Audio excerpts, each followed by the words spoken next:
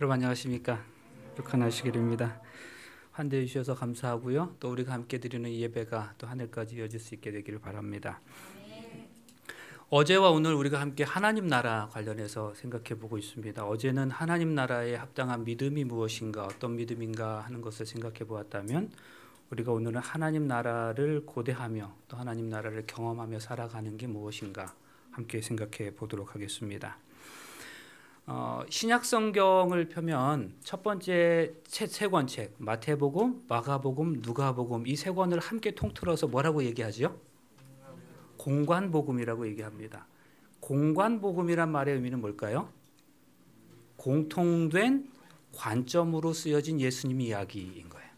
그래서 마태복음, 마가복음, 누가복음은 예수님의 이야기가 중복해서 같이 나타나고 있습니다. 그래서 어떻게 세 사람이 다 어떻게 의논을 했나 할 만큼 비슷한 이야기들이 많이 나타나고 있어요. 그래서 그것을 공관복음이라고 얘기합니다. 그런데 이 공관복음 이 세 권의 책은 그 관점이 비슷하기도 하지만 쓰여진 시기도 비슷해요. AD 한 60년대쯤에 쓰여졌어요. 그러니까 예수님의 십자가 사건은 언제 있었죠? AD 31년에 있었죠. 그러니까 AD 31년에 예수님의 십자가 사건이 있은 지 약 30여 년이 지났을 때에 AD 60년대에 마태복음과 마가복음과 누가복음이 세상에 나왔어요. 그러니까 우리가 한번 상상을 좀 해보자고요. 그 시대에 살았던 그리스도인들의 입장에서 60년대에 살았던 그리스도인들, 예수님의 재림 또 하나님의 복음을 가지고 살아가던 이렇게 예배하던 사람들이 복음서 예수님의 30년 전에 있었던 예수님의 사건이 글로써 나타난 거예요. 그래서 그들은 그 마태복음, 마가복음, 누가복음을 읽으면서 맞아. 30년 전에 정말 예수님이 이렇게 하셨어. 나는 듣기만 했었는데 정말 들었던 이야기가 이렇게 글로 써져 있네. 그렇게 하지 않았을까요? 예, 그랬습니다. 그런데 제가 오늘 말씀드리려고 하는 것은 제목에서 보시는 것처럼 이 공관복음의 이야기가 아니라 네 번째 책인 요한복음의 이야기입니다. 그런데요, 서기 2000년이 지나고 또 시간이 계속해서 흐르면서 예수님을 믿는 성도들이 경험하게 되는 딜레마가 뭔가 하면 예수님의 재림이 지연되고 있다는 사실이에요. 예수님 오실 것 같은데, 또 오신다고 분명히 될 때가 된 것 같은데 아직도 예수님이 안 오시는 게 우리 예수님을 믿고 기다리는 우리들의 딜레마인 거죠. 그런데 사실요, 요한이 요한복음을 기록한 목적은 무엇인가 하면 예수님의 재림이 지연되는 상황에서 그리스도인들이 어떻게 그 상황을 잘 대처해야 할 것인지에 대하여 그 종말론적인 이해를 돕고 싶어서 요한복음을 기록하게 되었어요. 자, 무슨 말인가 한번 보세요. 자, 여러분, 공관복음은요, 마태복음, 마가복음, 누가복음이 AD 몇 년대에 쓰여졌다고요? 60년대에 쓰여졌다고요. 그러니까 60년대가 되었을 때에 이미 세 권의 복음서, 예수님에 관한 기록이 있었어요. 그러면 요한복음은 언제쯤에 쓰여졌을까요? AD 90년대 후반에 쓰여졌어요. 우리가 가지고 있는 성경 66권 가운데 가장 그 위치적으로 뒷부분에 있는 것은 요한계시록이지만 사실은 요한계시록보다 더 늦게 쓰여진 성경이 있는데 그게 요한복음이에요. 요한계시록은 반모섬에 요한이 유배되어 있을 때 쓴 성경이지만 요한복음은 그 반모섬에 유배되었던 요한이 밖으로 나왔을 때에 쓰인 책이 요한복음이거든요. 그래서 우리가 가지고 있는 성경 중에서 가장 마지막에 쓰여진 책이 요한복음이라고 우리 학자들은 생각해요. 자, 그래서 예수님의 십자가 사건이 AD 31년, 그로부터 한 30년 정도 지났을 때 마태, 마가, 누가복음, 그 다음에 또 한 30년 정도가 지났을 때에 요한복음이 세상에 나왔던 거예요. 자, 그러면 요한복음이 이미 세 권의 예수님에 관한 기록이 있음에도 불구하고 요한이 요한복음을 기록하게 된 목적은 뭘까? 관점이 좀 다를까? 달라요. 어떻게 다른가 한번 보시겠습니다. 자, 마태, 마가, 누가복음은요 이렇게 표현하고 있어요. 내가 진실로 너에게 말하노니 이 세대가 지나가기 전에 이 일이 다 이루리라. 또 내가 진실로 너에게 말하노니 이 세대가 지나가기 전에 모든 일이 다 이루겠다. 마태복음, 마가복음, 누가복음에서 말씀해요. 자, 여기서 공이 말씀하고 있는 게 뭔가 하면 이 세대가 지나가기 전에 예수님께서 말씀하신 이 일이 다 이루겠다는 것이죠. 자, 그런데 공관복음서에서는 근데 이 세대라고 했을 때 한 세대를 몇 년으로 잡는가 하면 보통 한 30년으로 잡아요. 자, 그런데 공간복음에서는 마치 한 30년 정도 안에 예수님께서 이 땅에 다시 오실 것, 세상의 종말이 이를 것처럼 말씀하고 있는 거예요. 지금 예수님께서 이 말씀을 하신 때가 언제예요? AD 30년대 초반이겠죠. 당신께서 십자가에 달리시기 전이니까. 근데 이 책은 언제 나왔고요? AD 60년대 나왔고요. 그런데 그 책이 나왔을 때에 이미 30년 전에 하셨던 그 예수님의 말씀을 그대로 인용해 온 거예요. 그래서 예수님이 뭐라고 말씀하셨다고요? 30년 전에? 이 세대가 이르기 전에 이것이 다 이루겠다 말씀하신 거예요. AD 60년대를 사는 그리스도인들이 이 성경을 읽으면서 뭐라고 생각했을까? 아, 예수님이 말씀하셨던 이 세대가 다 이미 찼구나. 그래서 예수님의 재림이 곧 이르겠구나. 세상의 종말이 곧 이르겠구나. 그렇게 생각하지 않았을까요? 그래서 마태나 마가나 누가는 실제로 이러한 세상의 종말이 곧 있을 것을 강조하면서 자신들의 복음서를 기록했어요. 그래서 보세요. 그러므로 깨어있으라. 어느 날에 너희 주가 임하는지 아무도 모르다. 주의하라. 깨어있으라. 또 누가복음. 이러므로 너희는 장차 올 이 모든 일을 능히 피하고 인자 앞에 서도록 항상 기도하며 깨어있으라 하시니라. 그래서요, 마태복음, 마가복음, 누가복음에서 보여주는 종말론은 세상에 곧 종말이 곧 이를 것이기 때문에 너희들이 뭐 하고 있으라? 깨어있으라는 것이에요. 대단히 긴박한 긴장을 촉구합니다. 그래서 공간복음에서는 예수님의 재림이 세상의 끝이 대단히 빠르게 이르러 올 것처럼 표현되고 있어요. 공간복음은 그래서 재림의 긴박성이 엄청나게 많이 나타나고 있어요. 이 세대가 지나가기 전에. 그러니까 사람들은 마태복음을 읽으면서 마가복음을 읽으면서 자신들이 살아있을 때 예수님께서 재림하는 것으로 확신했었죠. 자, 그런데 요한복음은 언제 쓰여졌다고요? AD 90년대 후반에. 그러니까 예수님의 십자가 사건이 있은 지 몇 년 정도가 지나서 약 한 60년 이상이 지난 다음에 요한복음이 쓰여졌어요. 그러면 예수님께서 말씀하셨던 그 한 세대가 지나고 또 한 세대가 지났는데도 AD 90년대 후반을 살아가는 AD 1세기를 말을 살아가는 그 사람들에게서 느껴지는 것은 예수님의 재림, 세상의 종말이 아직도 요원한 것처럼 보였어요.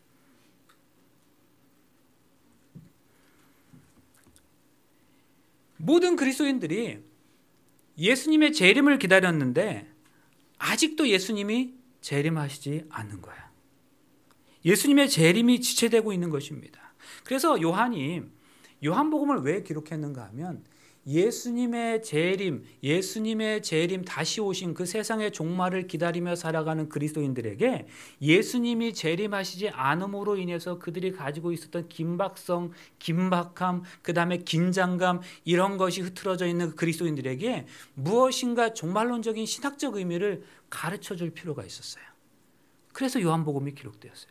그래서 사실은요, 요한복음이 우리가 가지고 있는 성경 중에서 가장 마지막에 쓰여진 책이라고 말씀드렸죠. 자, 그 다음에 이 요한복음의 기록 목적이 재림을 기다리며 살아가는 사람들에게, 세상의 종말을 기다리며 살아가는 사람들에게, 아직 종말이 이르러 오지 않은 그 사람들에게 어떻게 그 종말을 기다리고 그 마지막 시대를 살아가야 하는지를 설명하기 위해서 요한복음이 기록되었다면 AD 1세기 말 그 시대에 그렇게 살아가던 그리스도인들, 여러분 이 말씀은 오늘 우리에게도 필요한 말씀 아닐까요? 그래서 오늘 이 시간에 만약에 요한에게 하나님 나라, 그 종말, 세상의 끝에 대하여 설명하라 한다면 그 요한은 뭐라고 설명할 것인지 오늘 우리가 함께 잠깐 살펴보려고 하는 것입니다. 재림에 대한 긴박성이 AD 말, 1세기 말이 되면서 사라졌어요. 아직까지 기다렸는데 안 오시더라. 그게 1세기 말에 살아가던 그리스도인들의 삶의 모습이었어요. 긴장감 사라진 겁니다. 그래서 그리스도인들에게 예수님의 재림이 지체되는 것에 대한 오늘 이 순간에 매일의 신앙의 경험을 하도록 촉구하는 것이 필요하게 되었던 거죠. 그래서 요한이 요한복음에서 가장 많이 반복하여 설명하는 것 중에 하나가 굉장히 많은데 그 중에 하나가 성령 하나님에 대한 묘사입니다. 예수님의 재림이 지체되고는 있지만 지금 성령 하나님을 통하여 예수님을 만남으로 그 재림을 지금, 오늘, 늘, 항상 경험할 수 있도록 그렇게 살아가라는 것입니다. 여러분, 오늘날도 마찬가지예요. 오늘날 이 교회가 갖고 있는 최대의 문제는 바로 예수 그리스도의 재림의 지연입니다. 예수님의 약속이 다 성취되었잖아요. 그러나 재림의 약속만이 아직 하나 남아있을 뿐입니다. 이 세상이 이토록 고통 가운데 있으면서 모든 인류가 오랫동안 이 약속의 성취를 기다렸는데 예수님의 재림이 지체되고 있는 겁니다. 신랑이 더디 오는 거죠. 아까 저 두 분 결혼에 대한 광고를 하셨나요? 예. 결혼식을 시작하려고 해서 이제 시작될 시간이 돼 있고, 그 다음에 우리가 함께 다 하객들이 모여 있었는데 10분이 지나고 20분이 지나도 결혼식이 시작이 안 된다고 한번 생각해 보세요. 그러면 조금씩 하객들이 술렁이기 시작하겠죠. 30분, 40분, 50분이 지나도 결혼식이 시작되지 않으면 어떻게 될까요? 그저 최면 때문에 부조금이나 내려온 사람들은 그냥 부조금 내고 슬그머니 사라질 겁니다. 어떤 사람들은 주최 측에 대해서 뭐 다르게 또 표현할지도 모르겠습니다. 아니 뭐 이렇게 이거를 이렇게 해 이렇게 할 수도 있을 겁니다. 시간이 지체될수록 많은 사람들이 가버릴 거예요. 그런데요, 나중에는 신랑과 신부와 깊은 개인적인 관계가 유지되어 있는 사람만 남게 될 거예요. 지체될수록. 그렇죠. 그런데 그때쯤에는 사람들은 그 늦어지는 결혼식만을 기다리는 게 아니라 그에 대해 함께 그 신랑 신부의 가족들과 더불어서 함께 그 늦어지는 결혼식에 대하여 같이 염려하고 같이 마음 아파할 겁니다. 무슨 사정이 있었을 테니까. 마찬가지예요. 예수님의 재림을 기다리는 사람들은 그 예수님의 재림이 지연될 때에 지쳐서 떨어져 세상으로 돌아가게 될 것입니다. AD 1세기 말에 예수님의 재림을 기다리던 그런 사람들, 그리스도인들에게 그런 혼란이 찾아왔어요. 그래서 사실 AD 1세기 말에는요, 교회 안에 굉장히 많은 이설들도 있었어요. 지금 우리가 아무리 생각해도 이해할 수 없는 이설들이 많이 있었고, 예수님 진짜 아니야, 신 아니야, 막 그런 사람들도 있었고, 교회 안에서 뭐 여러 가지 혼란함이 있었어요. 그래서 요한복음이 기록될 수밖에 없었던 거죠. 다시 말씀드려서 예수님의 재림이라는 그 종말만을 생각하며 살아가는 사람들에게 요한이 무엇인가를 말해줄 필요가 있었던 거예요. 예수님의 지연에 대한 분명한 종말론적, 신학적 이해가 필요했던 거죠. 사실 이런 상황에서 가장 쉬운 게 뭘까요? 시기 정하는 거죠. 이제 몇 년 후에 오실 거야. 기다려, 조금만 더 기다려보자. 이렇게 하는 거예요. 그러나 그것은 성서적은 아니죠. 그날과 그 시는 아무도 모르기 때문입니다. 자, 그래서 그러면 요한은 지금 예수님의 재림이 기다리면서도 그 지연되는 그 상황에서 그들의 믿음과 신앙을 어떻게 유지할까 하는 거 그리스도인들에게 어떻게 말하는가 한번 보세요. 자, 요한복음 1장 14절 말씀이 육신이 되어 우리 가운데 거하심에 우리가 그 영광을 보니 아버지의 독생자 영광이요 은혜와 진리가 충만하더라. 요한은 요한복음 1장을 처음 시작하면서 예수님께서 우리 가운데 오셨다는 것을 강조해요. 그런데 예수님께서 우리 가운데 오신 것, 인간 세상에 방문하시는 것을 구약 성경의 여러 곳에서 조금 다르게 표현한 곳이 있습니다. 뭔가 하면 말라기 4장이나 요에서 2장에 보면 이런 표현들이 있습니다. 너희는 내가 호렙에서 온 이스라엘을 위하여 내 종 모세에게 명한 법 곧 율례와 법도를 기억하라. 보라, 여호와의 크고 두려운 날이 이르기 전에 내가 선지 엘리야를 보내겠다 말씀하셨고, 요에서 2장에서도 보면 여호와의 크고 두려운 날이 이르기 전에 내가 해가 어두워지고 달이 핏빛같이 변하겠다 말씀하십니다. 여기 보면 여호와의 크고 두려운 날, 다 줄여서 여호와의 날이라는 개념이 등장해요. 여호와의 날. 자, 보세요. 저의 안경, 나의 안경입니다. 나의 안경. 자, 저의 시계입니다. 나의 시계입니다. 이건 무슨 의미죠? 내 거란 의미죠. 그죠? 제 거란 의미예요. 나에게 속한 시계고 나에게 속한 안경이라는 의미예요. 그래서 여호와의 날이라는 개념은 여호와께 속한 날이라는 개념도 있어요. 그런데 그것 말고 지금 여기서 계속해서 표현하고 반복해서 구약 성경에서 굉장히 많이 반복하는 여호와의 날 개념은 뭐냐면 여호와 하나님께서 인간 세상에 방문하시는 날을 여호와의 날 개념으로 이해해요. 여호와의 날, 하나님께서 인간에게 방문하시는 날이 여호와의 날이에요. 그런데 이 하나님께서 인간을 방문하시는 그 방문의 목적이 있어요. 뭘까요? 구원과 심판이에요. 근데 그 구원과 심판은 항상 무엇을 의미할까요? 종말을 의미해요.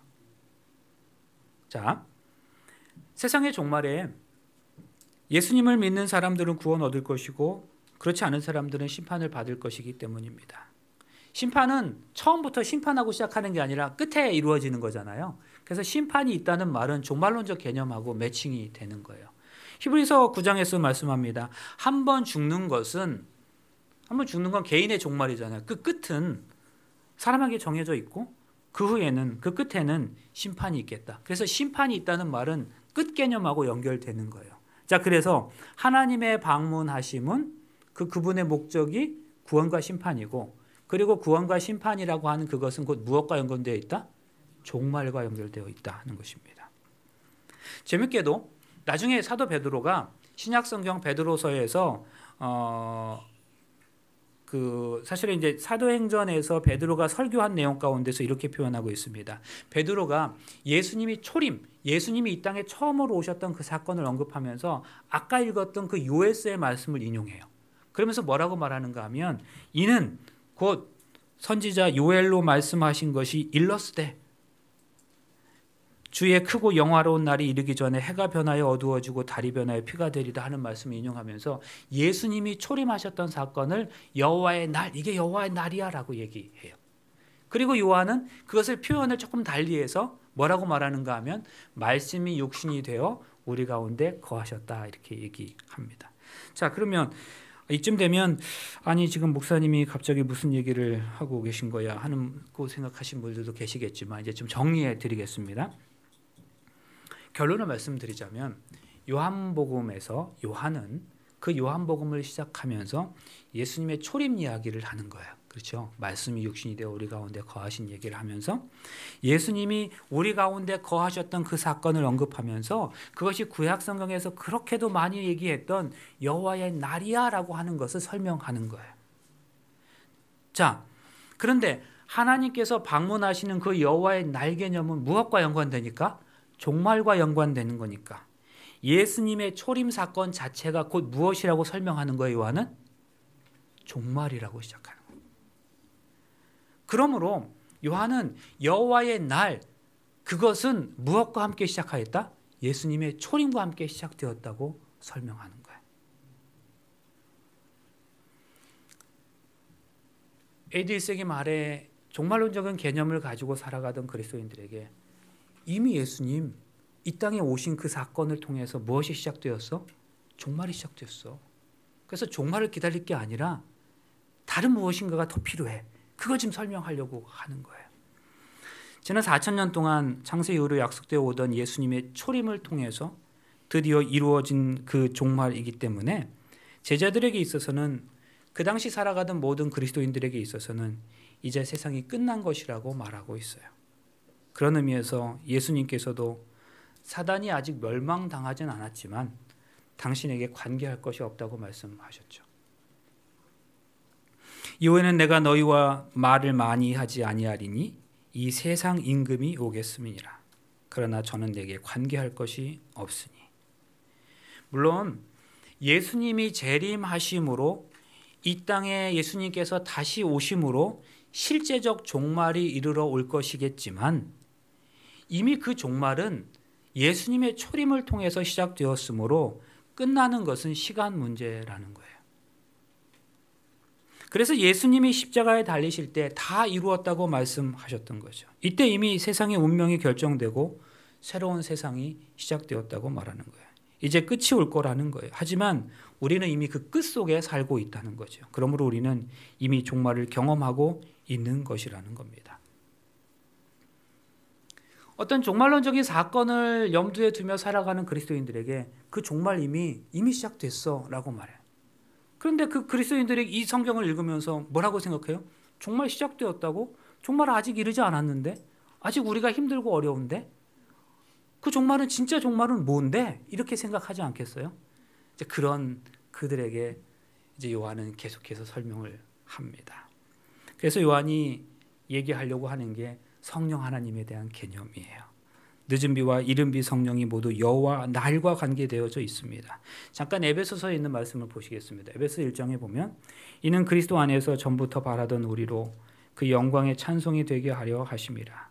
그 안에서 너희도 진리의 말씀 곧 너희의 구원의 복음을 듣고 그 안에서 또한 믿어 약속의 성령으로 인치심을 받았으니 이는 우리의 기업의 보증이 되사 그 얻으신 것을 구속하시고 그 영광을 찬미하게 하려 하심이라.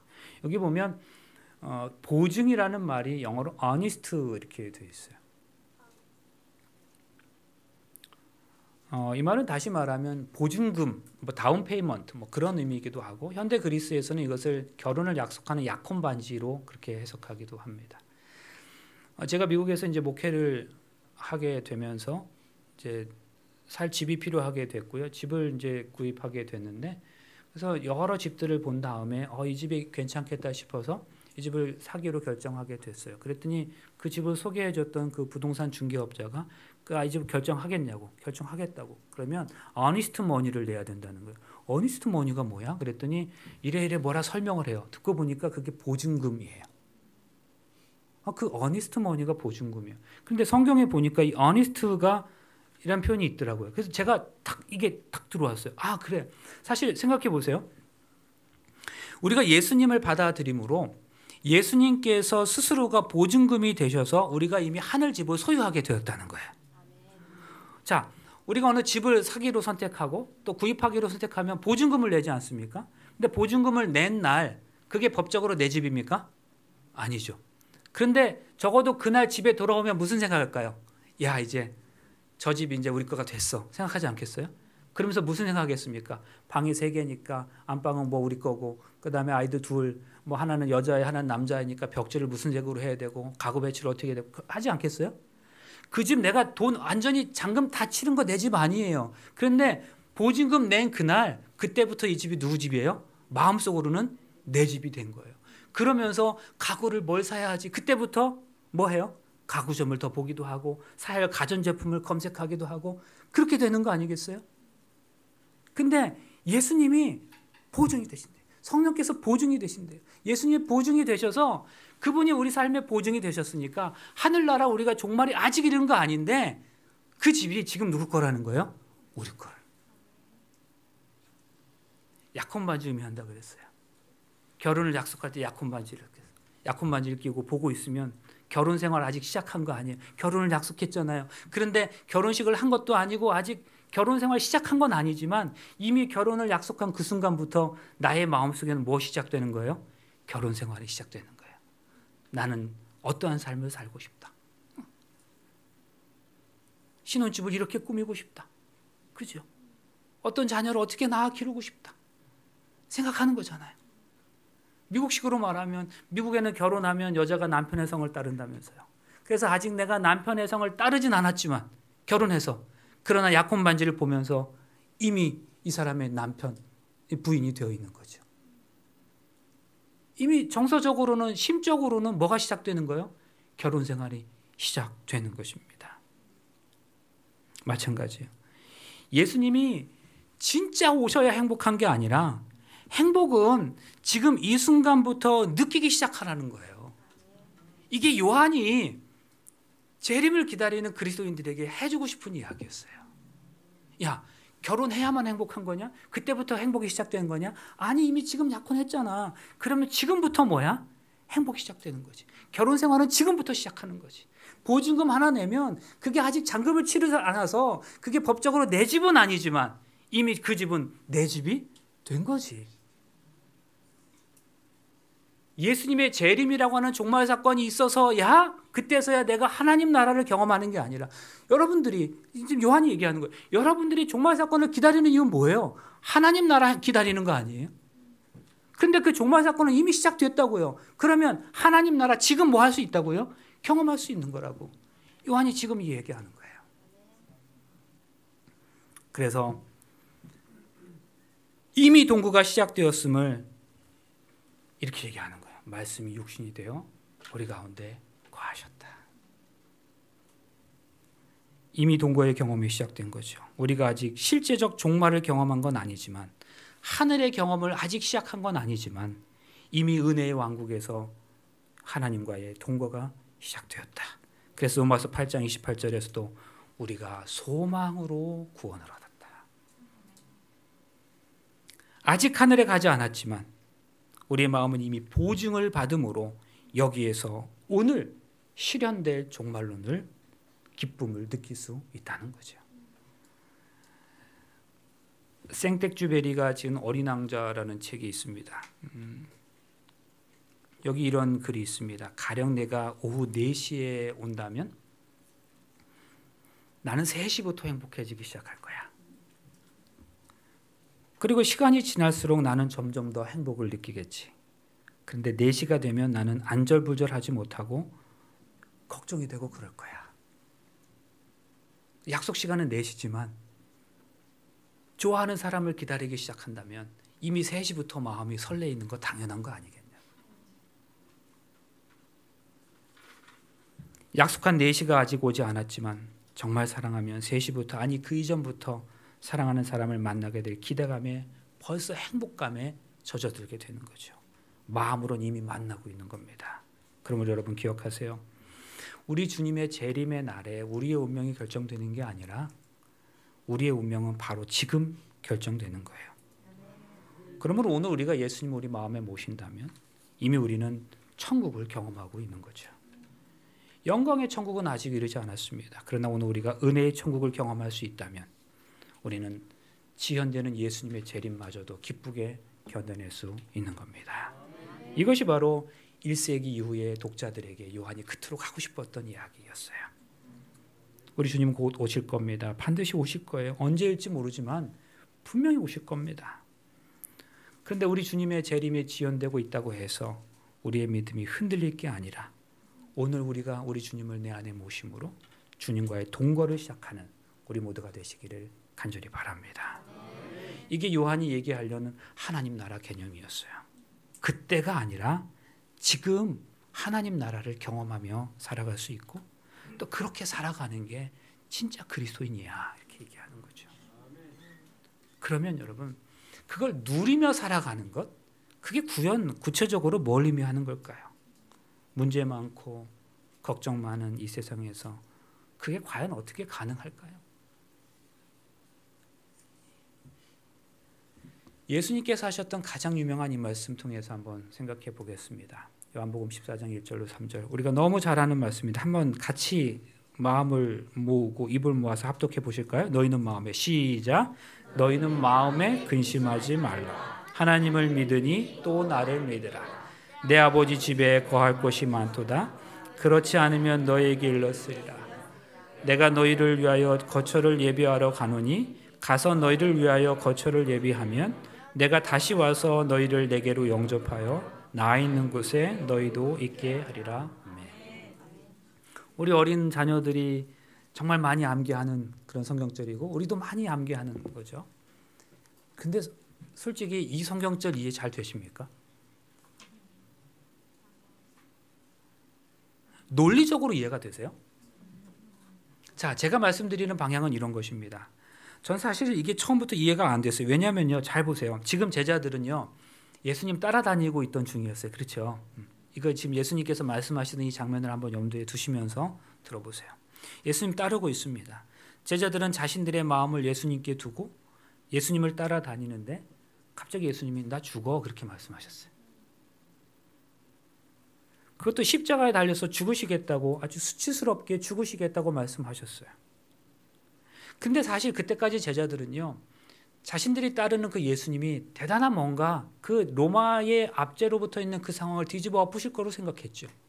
그리고는 그렇게 하신다 그러면 나는 예수님의 가장 가까운 자리에 있을 것으로 생각하고 있었지요. 그렇죠?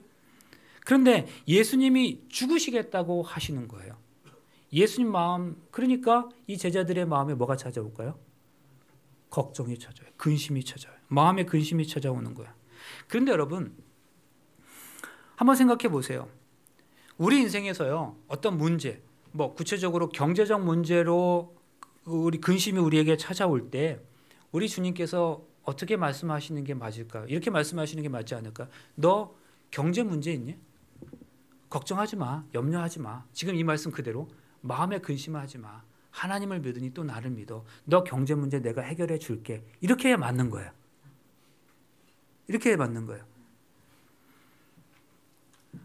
가족 중 누군가가 큰 시험으로 고통당하고 있어요. 그래서 우리 주님은 가족 중에 문제가 있어? 걱정하지 마. 염려하지 마. 하나님을 믿으니 또 나를 믿어. 너 그 가족의 문제 내가 해결해 줄게. 이렇게 말씀하셔야 논리적으로 맞는 거예요. 직장 문제로 염려하고 고민하는데 걱정하지 마. 근심하지 마. 하나님 믿으니 또 나를 믿어. 내가 너의 직장 문제를 책임져 줄게. 이렇게 말씀하셔야 되는 게 그게 논리적인 건데 그렇게 말씀하셔야 우리가 아멘 하는데 지금 예수님은 그렇게 말씀하시지 않으세요. 다시 보세요. 너희는 마음에 근심하지 말라. 너 근심하는 그게 있니? 근심하지 마. 하나님을 믿으니 또 나를 믿어. 그러면서 하신 말씀이 뭐예요? 내 아버지 집 얘기하시는 거예요. 아니 걱정하는 그거를 해결해 주시겠다고 말씀하셔야 그게 논리적인데 걱정하는 그거 너 걱정하고 있니? 걱정하지 마. 아버지 집 이렇게 끝나시는 거예요. 이게 논리적이냐고요. 경제 문제 있니? 걱정하지 마. 아버지 집. 건강 문제 있니? 걱정하지 마. 아버지 집. 여러분 근심하지 말랍니다. 그러시면서 말씀하시는 게 아버지 집이에요. 이상하지 않아요? 염려하고 근심하는 게 있다면 우리 주님께서 그거 해결해 줄게 이렇게 말씀하셔야 맞고요. 그 말씀에 따라서 우리는 아멘 하는 게 맞는데 우리 주님은 그렇게 말씀하시지 않으세요. 걱정하는 게 있니? 근심하는 게 있니? 염려하지 마. 아버지 집.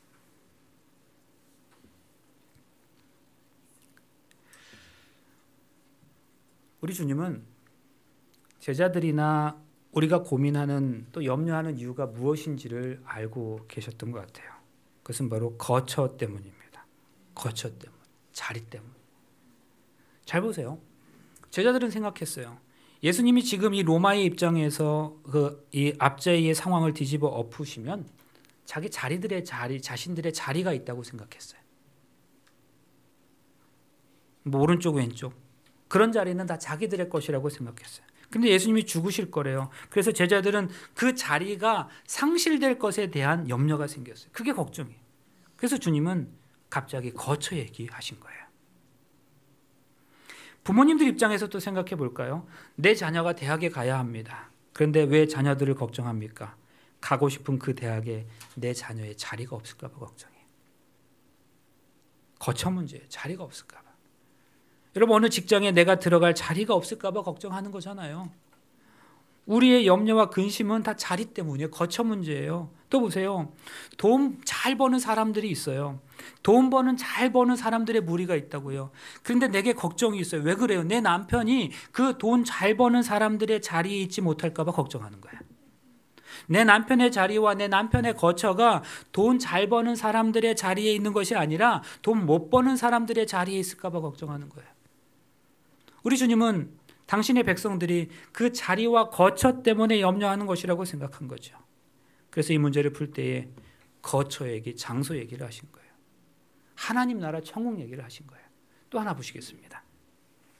그러면서 하신 말씀이 하나님을 믿으니 또 나를 믿으라. 여러분 이 믿다라는 말의 라틴어 표현이 크레도라는 말이에요. 크레도. 그런데 이 크레도라는 말의 뜻이 뭔가 하면 심장을 준다 그런 말이래요. 그 심장이 뭐예요? 생명이죠. 또 마음이에요. 마음을 주는 게 크레도래요. 그리고 이게 뭐래요? 믿다라는 말이에요. 믿음이라고 하는 건 마음이 가버린 상태, 넘어가 있는 거예요. 마음을 하나님께 드린 상태, 마음이 기울어진 상태를 의미하는 거예요. 그래서 우리 마음이 어디에 가 있느냐? 우리의 믿음이, 우리의 마음이 가 있는 곳이 곧 뭐래요? 믿음이래요. 근데 이상하게도 우리가 믿으면, 우리가 진짜 믿으면 그 믿음의 대상이 우리에게 현실로 다가옵니다. 현실로 경험되어져요. 여러분, 사실과 현실의 차이를 아십니까? 사실과 현실. 여러분, 미국이 있다는 게 사실이에요? 그게 미국이 실제로 존재합니까? 좀 더 구체적으로 질문 드릴까요? 미국에 여러 도시들이 있을 텐데 미국의 뉴욕이 미국에 있습니까? 이게 사실이에요? 사실이겠죠. 그러면 여러분, 그 미국의 그 뉴욕이 미국에 있다는 그 사실을 매일매일 실감하며 살아가십니까? 어제 뉴욕이 미국에 있어라고 한번 생각해 보신 적 계세요? 오늘 오시기 전에는요. 그러니까 사실하고 현실하고는 좀 다르죠.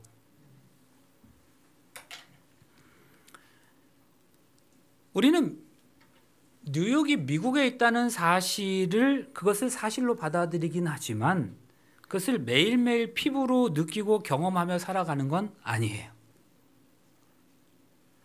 그런데 어느 집사님 한 분이 이 미국의 뉴욕을 매일매일 느끼며 실감하며 살아가는 분이 계시더라고요. 이 집사님 따님이 대학을 졸업하고 선교지에서 잠깐 선교 봉사를 했는데 마음이 굉장히 동했어요. 그리고 더 넓은 봉사를 좀 하고 싶어서 치과 의사가 되기로 결심하고, 그리고 뉴욕에 있는 치대에 들어가게 된 거예요. 그런데 그 따님이 그 치대에 들어가는 그날 뉴욕에 엄청난 난리가 났어요. 폭풍이 나고 큰 사고가 나고 뭐 그랬던 거죠. 그러니까 이 집사님은 매일매일 아침에 일어나서 한국에 있으면서 인터넷을 켜서 뉴욕의 날씨부터 확인하는 거예요. 뉴욕의 날씨를 조사하는 거예요. 그리고 뉴욕의 날씨를 여기서 이 먼 데서 느끼고 사는 거죠. 여기는 안 더운데 거기가 폭염이면 집사님은 더운 거예요. 여기는 비가 안 와도 거기가 비 오고 추우면 집사님도 추운 거죠. 왜 그래요? 마음이 어디에 가 있는 거예요? 뉴욕에 가 있는 거예요. 왜 그래요? 사랑하는 딸이 뉴욕에 있으니까. 바로 이 원리예요. 주님께서 말씀하십니다. 하나님을 믿으니 또 나를 믿으라. 그러면서 아버지 집 얘기하시잖아요. 거기 거처가 많다고요. 너 진짜 나를 믿느냐? 나를 믿는다는 것은 너의 심장이, 너의 마음이 나한테 와 있는 것이야. 말씀하는 거예요. 하나님 나라, 주님을 사랑하는 거래요. 마음이 같다는 건 사랑한다는 거죠. 사랑하니까 한국에 있으면서도 뉴욕의 날씨가 현실로 나에게 느껴지는 것처럼. 여러분, 우리가 예수님 사랑한다는 거, 예수님 믿는다는 건 뭐예요? 그분에게 우리에게 마음이 같다는 거예요. 그러니까 그 예수님이 계신 하나님 나라의 날씨가 느껴지는 거예요. 천국을 맛보는 거죠. 그 나라를 실감하는 겁니다. 어머니가 뉴욕을 실감하며 살아가는 것처럼 말이에요. 여러분, 예수 믿는 것이 무엇인가? 우리 삶에 사실 근심할 수밖에 없는 상황이 있어요. 우리가 어떤 것으로 근심한다는 것은 무엇을 의미하는가 하면 마음이 거기 갔다는 거예요. 왜 그런지 아세요? 우리 마음이 우리도 알지 못하는 사이에 그 근심거리에 가 있는 거예요. 그 근심거리에 마음을 준 거예요. 그 근심거리에 내 마음을 거기에 주었으니 내 마음에 느껴지는 게 그건 거예요. 그러면 보세요. 신앙의 삶을 산다는 게 우리의 마음이 주님께로 가야 하는 것인데 마음이 경제에 갔대요. 건강에 갔대요. 내 마음이 경제와 건강에, 직장에, 출세에 가 있으니까 주님과 하나님 나라가 느껴지는 게 아니라 우리의 삶 속에서 자꾸 경제가 느껴지고 건강의 문제가 느껴지고 직장의 문제가 느껴지는 겁니다. 그런데 뭘 못 느낀다고요? 그리스도인으로서 당연히 느껴야 할 하나님의 나라는 못 느껴지고. 우리 주님 말씀하세요. 진짜 너의 삶에서 염려와 근심을 초월하길 원하냐? 그러면 너 진짜 나를 믿어라. 네 마음을 나에게 주어. 그렇게 말씀하시는 거예요. 마음이 간 곳이 느껴지는 거예요. 주님을 사랑해서 주님이 계시는 아버지 집, 그 나라를 맛보고 그 나라가 오늘 나의 삶의 현실이 되어 살아가는 것. 사랑하는 여러분, 이것이 바로 우리 삶에서 하나님 나라 경험하며 살아가는 겁니다. 1800년도 말에 미국에서 서부 캘리포니아를 향한 골드 러시가 있었어요. 캘리포니아 한 농부가 경영하는 물레방앗간에서 갑자기 금광이 발견된 거죠. 그 소문이 퍼져가지고 아메리카 대륙 전체를 넘어서 유럽에서부터도 캘리포니아로 사람들이 금을 찾아 달려왔어요. 로키 산맥을 넘어 서부로 왔는데 그게 그 유명한 골드러시예요. 그쯤에 북서쪽 이 미주의 북서쪽에 있는 몬태나주에 있는 어느 마을 6명도 사람들도 의기투합해서 가진 돈을 다 모아서 캘리포니아로 금 찾아가기로 했습니다. 6명이 의기투합해서 그곳으로 갔어요. 필요한 돈과 장비 다 준비하고 부푼 꿈을 안고 금강을 찾아갔는데 정말 열심히 일했는데 금강을 찾지 못했어요. 가지고 온 돈은 다 써버리고 식량도 다 떨어지고 설상가상으로 인디안의 습격을 받아서 거의 목숨만 부지했어요. 아무것도 할 수 없어요. 어디 갈까? 뭘 어떻게 가야지. 실패한 거 그대로 안고 고향 땅으로 6명이 돌아갑니다. 터벅터벅 얼마나 멀리 걸렸는지 몰라요. 굶은 채로 가다가 힘들어 쓰러졌는데 어느 강가에 쓰러졌어요. 한참을 지치고 그 지친 몸을 하고 있다가 그냥 움켜졌던 그 손을 이렇게 보니까 거기 뭐가 번쩍거리는 게 보이는 거예요. 사금밭이 사금. 6명이 눈이 동그래졌어요. 눈이 다 얼굴 마주쳤어요. 생각이 똑같았어요. 무슨 생각일까요? 야, 우리가 이거 지금 캐면 좋은데 캐다 보면 장비도 없고 아무것도 없어. 근데 소문은 다 날 거고. 그러면 우리가 뭐 어느 정도 캐기도 전에 사람들 장비 좋은 사람들이 다 와서 이거 다 캘 건데 우리 그냥 묻어버리자. 그리고 집으로 돌아가자. 준비해가지고 제대로 준비해서 다시 오자. 그렇게 하자. 그리고 몬태나 집으로 돌아갔어요. 그런데 아무한테도 말하면 안 돼? 당연하지. 아무한테도 말해. 고향으로 돌아갔어요. 그리고 고향에 도착한 이들은 돈을 모으고 사금을 캘 만한 만반의 준비를 비밀리에 하게 됐습니다. 그리고 어느 정도 준비가 끝난 다음에 이 6명이 약속된 시간과 순서에 따라서 고향 땅을 빠져나왔어요. 6명 같이 나오면 사람들 이목이 있으니까 그것도 한 명씩 빠져나온 거예요. 그리고 몰래 고향을 그렇게 떠나고 치밀한 작전이었죠. 그렇게 해서 사금바다 앞에 도착했는데 세상에 100명의 마을 사람들 와 있는 거예요. 네가 말했어? 나 말 안 했는데. 그럼 네가 말했어? 나 말 안 했는데. 진짜 6명이 아무도 말하지 않았어요. 그런데 그렇게 알아보니 정말 6사람 아무도 말하지 않았는데 그런데 어떻게 100명이 거기 와 있을까? 진짜 아무도 말 안 했어요. 근데 그 사람들이 몇 달 동안 고향에서 재기를 위해서 준비하는 동안 마을 사람들이 이들의 얼굴을 본 거죠. 분명히 6사람 금강 캐러 갔다 쫄딱 망해서 왔는데 빈털털이 돼서 왔는데 얼굴 표정은 그게 아니에요. 도무지 망한 사람의 얼굴이 아니에요. 마을 사람들 모두가 다 이 사람들이 망한 줄로 알았는데 다 알고 있는데 표정은 망한 게 아니에요. 너무나 행복한 거예요. 기쁨을 감추지 못하는 거예요. 그래서 사람들이 그 얼굴 보고 쟤네 분명 금강 찾은 거 틀림없어. 그날부터 얘네들이 뭐 하는 거예요? 주시하고 있다가 나오는 사람들 다 따라 나온 거예요.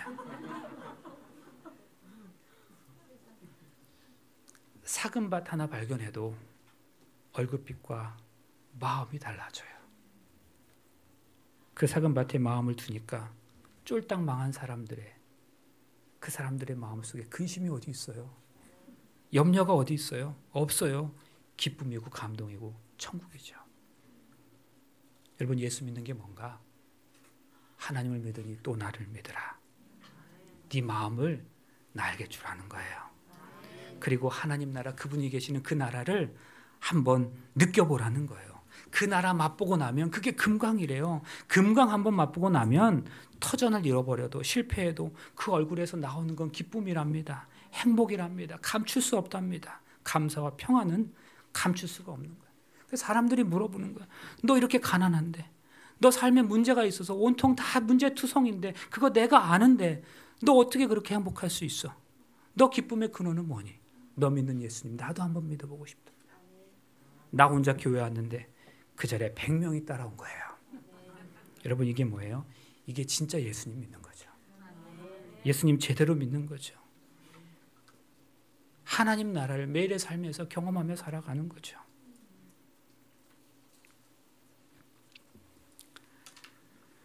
사도 바울이 아그리빠 왕에게 이렇게 말했어요. 왕이시여, 왕이시여, 나같이 되면 좋겠습니다. 그렇게 말했어요. 누가요? 사도 바울이. 누가요? 죄수가. 누가요? 거지가요. 거지, 죄수, 사도 바울이 이렇게 묶여가지고 자유 하나 없는 이 사람이 사도 바울이 아그리빠 왕을 나처럼 되면 좋겠는데요. 그렇게 말했대요. 미친 거 아니에요? 아니에요. 왜요? 사도 바울은 이미 3층천 하늘나라 갔다 왔다고 고백했거든요. 하늘나라 보고 나니까 이렇게 돼 있어도 당신 오히려 나같이 돼야 될 걸 그렇게 말하는 거죠. 요한이 요한복음을 통해서 얘기하고 싶은 건 그거예요. 종말이라는 사건을 염두에 두고 살지 말아라. 이미 예수님의 초림으로 이루어진 거야. 그러면서 하시는 말씀이 뭐예요? 그렇게 시작된 거예요. 그 하나님의 나라를 오늘 이 시간 뭐 하면서? 경험하며 살아라. 그 마음을, 그 나라 아직 이르지 않았지만 마치 이 땅에 있으면서 뉴욕의 날씨를 매일같이 현실처럼 느끼고 살아가는 것처럼 그 마음 하나면 하나님께 주면 하나님이 계신 그 나라를 오늘도 우리는 체험하며 살아갈 수 있다는 것을 요한이 얘기하고 있는 겁니다. 사랑하는 성도 여러분, 오늘 우리의 마음을 주님께로 드릴 수 있게 되길 바랍니다. 그래서 우리의 살아가는 삶이 그 주님 계신 그 하나님 나라 매일같이 느끼고 체험하며 살아가셔서 오늘 이 땅에서 그 하나님 나라 경험하시다가 진짜 하나님 나라 우리 모두 함께 가실 수 있게 되길 간절히 바라면서 말씀을 마치겠습니다. 아멘.